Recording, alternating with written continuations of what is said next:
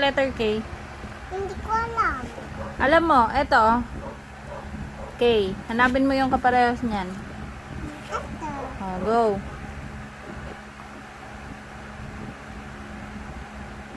Saan ka preho ito? Hanap ka pa. Madami yan. Ito. Sige.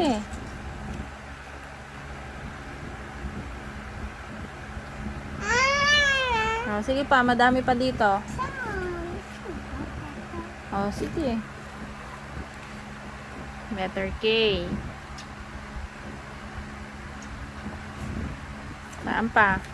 Hanap ka pa. Hindi ko alam. Kaya nga maghahanap ka pa eh. Ano? Ito. Oh, hanap ka pa. May isa pa. Okay.